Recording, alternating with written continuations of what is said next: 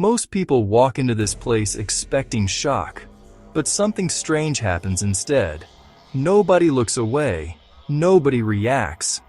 In Switzerland, this isn't controversial. It's normal. So what changed? Is it the art? Or the way people are trained to see it? Because what you're about to see might challenge everything you think is inappropriate. The experience of the tourist highlights a fascinating divergence between expectation and reality. He arrived with a script in his head, a cultural conditioning that told him public nudity, even in an artistic context, is a provocative event designed to elicit a strong response. He was prepared for the drama of confrontation, the tension of a taboo being broken. What he found instead was the absence of that drama. The Swiss locals in the gallery were not ignoring the art. They were engaging with it on a different level, one that transcended the initial layer of shock. This contrast can be seen as a meeting of two different worlds. One world, that of the tourist, views the unclothed body primarily through a lens of privacy, intimacy, sexuality. In this framework, its public display is inherently charged. The other world has a broader, more flexible framework.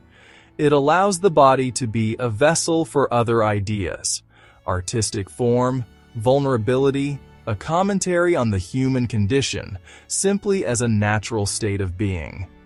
The wide, open space of the gallery, with its soft light and ample distance between viewers, seems to encourage a more contemplative, less reactive mode of observation. In many cultures, a lack of loud reaction can be mistaken for apathy. Here, however, it is a form of respect, granting the artist and viewers space for intention and interpretation. To understand the calm in that gallery, one must look beyond its walls and into the wider currents of Swiss culture. The relationship with the human body here is multifaceted and cannot be reduced to a single principle. For many Swiss, exposure to nudity begins in contexts unrelated to eroticism. The culture of public saunas, communal wellness spaces, normalizes the body in a non-sexualized context, associated with health, relaxation, a sense of naturalism. However, Switzerland is not a monolith. It is a confederation of cantons with distinct linguistic, cultural, and social traditions. Attitudes toward public nudity can vary. What is acceptable in Biel-Bienne or Zurich may be seen differently in a traditional rural canton. Swiss people often debate these topics in public forums and in the press. Ongoing dialogue makes responses more considered, less reactionary. Group showers, nude hiking trails, common topics, and sometimes practiced. Public nudity as artistic protest, however, navigates a more complicated path. An event like the Body and Freedom Festival is not a free-for-all, but the result of negotiation and permits, a balance of freedom and order, individual expression and communal sensibility. This cultural backdrop explains the quiet scene in the gallery. Patrons aren't avant-garde extremists. They're products of a society that, in many small ways, decoupled nudity from shock, seen in saunas, debated in newspapers, witnessed in sanctioned contexts.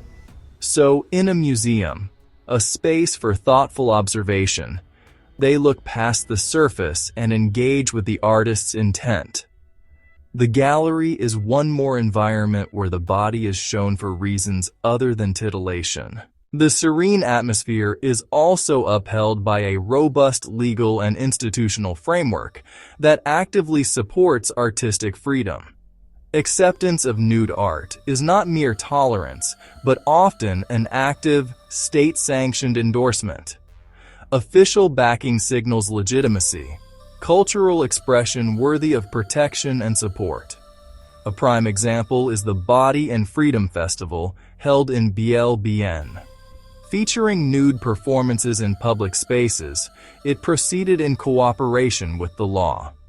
The city provided CHF 10,000 in funding, following a 5-year dialogue with authorities. It culminated in police authorization based on the constitutional right to freedom of art. In the canton of Bern, there is no specific law against nakedness itself. Public order and indecency laws still apply. Context is everything. Sanctioned professional performances are treated differently from random exposure, legitimized by cultural and security departments. Prestigious museums reinforce this stance. Lausanne's Musée de l'Élysée surveyed over 350 photographers, framing the body as a classic essential subject, much like a landscape or a portrait. For the visitor, a slow transformation begins. At first, his mind registers nudity, alarm, taboo, private made public. But the quiet patrons, deliberate lighting, respectful distance provide no fuel. The initial fire of shock begins to die down. He starts to notice what he missed: the elegant curve of a spine, the way light falls across a shoulder, the tension in a muscle. His focus shifts to form, line, composition. Why this pose? Why this lighting? What emotion is conveyed? The subject becomes a representation of humanity, of vulnerability, of strength, of grace. Time and silence enable this shift. A warm, deep voice could gently point out light and shadow, the texture of the medium, the story and posture. This is what Swiss patrons do internally. They arrive prepared to look for the art within the image. For the tourist, it's a lesson in real time, learning to quiet the part that shouts "naked," so he can hear the part that whispers about beauty, form, and meaning. The feeling of shock is learned, shaped by family, schools, and media. Societies build invisible walls around the body, rules about where, when, and what it signifies. The tourist's reaction isn't a failure. It's the logical outcome of his upbringing, confronted by a different set: sauna for health, on a mountain trail for freedom, in a museum for art. Repeated exposure builds new associations. The nudity shock link weakens. Nudity naturalism strengthens. The gallery itself conditions us. Not a street corner nor a bedroom, but consecrated ground for art. By entering, we agree to engage thoughtfully. The context deactivates everyday programming and activates an intellectual mode of viewing. He witnesses how different norms produce different reactions to the same stimulus. The art itself was neutral.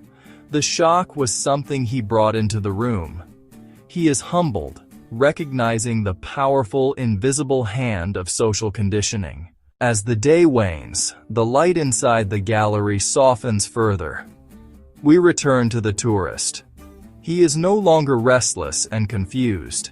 Seated among a quiet constellation of viewers, his gaze is steady. He is not just looking, he is seeing. He observes the interplay of light and shadow, his mind tracing the lines the artist chose to emphasize. The storm has passed. He learned that behind the calm lies a complex cultural history, a supportive legal framework, and a deep institutional respect for art. He learned that shock is not inherent in an object, but a response conditioned by social cues.